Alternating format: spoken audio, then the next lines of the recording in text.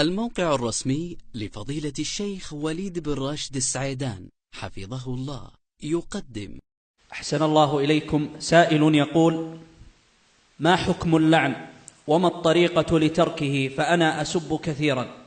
الحمد لله، اللعن محرم، لا يجوز للإنسان أن يلعن غيره، سواء كان الملعون آدميا أو جنيا أو داب أو بهيمة، بل حتى الجماد لا يجوز أن يلعنه، فإن النبي صلى الله عليه وسلم قال: المؤمن ليس باللعان ولا بالطعان ولا بالفاحش البذيء. وإذا توجه لعنك لأحد من المسلمين فكأنك قتلته.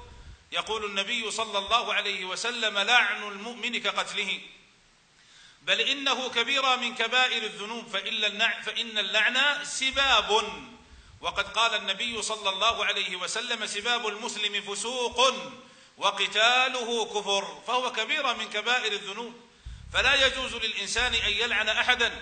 وإذا كنت قد تعودت على ذلك فهذه العادة تقلعها بعادة أخرى، وهي أن تعود نفسك على ألا تلعن، وأن توصي من حولك أن يذكروك دائما إذا فرط لسانك نسيانا أو سهوا بشيء من ذلك الذي اعتدته من اللعن، أن ينبهوك وأن يأمروك وأن يذكروك، وأن تتقي الله عز وجل في لسانك، وأن تعلم أن ما ينطق به لسانك فستراه أمامك ماثلا في صحيفة حسناتك أو سيئاتك، ما يلفظ من قول إلا لديه رقيب عتيد.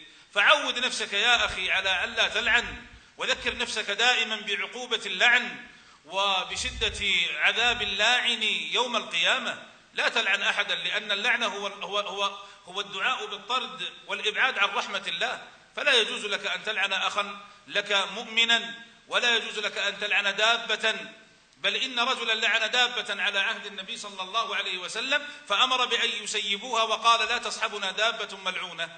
فلا يجوز للمؤمن أن يلعن أحدا أبدا، ولا أن يدعو على أحد بالويل والثبور. فاتق الله في لسانك، فإن الإنسان قد يطلق كلمة من لسانه وهو لا يدري عن عواقبها ولا يعلم مبلغها، يهوي بها في النار على رأسه 70 سنة بسبب هذه الكلمة، أو يهوي بها في النار أبعد ما بين المشرق والمغرب، كما في الصحيحين من حديث أبي هريرة رضي الله عنه قال النبي صلى الله عليه وسلم: إن العبد ليتكلم بالكلمة من رضوان الله لا يعلم مبلغها يرفعه الله بها درجات، وإن العبد ليتكلم بالكلمة من سخط الله لا يعلم مبلغها يهوي بها في النار أبعد ما بين المشرق والمغرب. ما هذه الكلمة؟ كلمة الكذب، كلمة السباب، كلمة الفحش، كلمة الغيبة، كلمة النميمة، كلمة اللعن. أيضا كلمة اللعن هذه كلمة خبيثة يبغضها الله عز وجل، فالشيطان يجري هذا اللعن على لسانك حتى يسخط عليك ربك الذي خلقك، وهذا اللسان نعمة عليك، فالواجب عليك أن تستغله فيما يقربك إلى الله عز وجل، فقل خيرا أو اصمت. يقول النبي عليه الصلاة والسلام: من يضمن لي ما بين فكي، أي اللسان، وما بين فخذيه أضمن له الجنة. ويقول النبي صلى الله عليه وسلم: من كان يؤمن بالله واليوم الآخر فليقل خيرا أو ليصمت. ويقول النبي صلى الله عليه وسلم: إذا أصبح ابن آدم فإن الأعضاء كلها تكفر اللسان، أي تتهمه، تقول: اتق الله فينا فإنا نحن بك، فإن استقمت استقمنا وإن اعوججت اعوججنا. وقبل ذلك يقول الله عز وجل: يوم تشهد عليهم ألسنتهم وأيديهم وأرجلهم بما كانوا يعملون يومئذ يوفيهم الله دينهم الحق ويعلمون أن الله هو الحق المبين. فالله ما خلق لسانك ولا أقدرك على الكلام حتى تلعن عباده أو تسبهم أو تدخل معهم في كلام فاحش وبذيء، بل الله خلق لسانك حتى تذكره، وحتى تقرأ كتابه، وحتى تأمر بالمعروف وتنهى عن المنكر وتدعو إلى الخير وتقول الخير. فهذه الجارحة يجب عليك أن تتقي الله عز وجل فيها، وعليك أن تعلم أن أكثر ما يدخل الناس النار يوم القيامة إنما هي حصائد ألسنتهم والعياذ بالله، والتي منها اللعن بغير حق، هذا لا يجوز.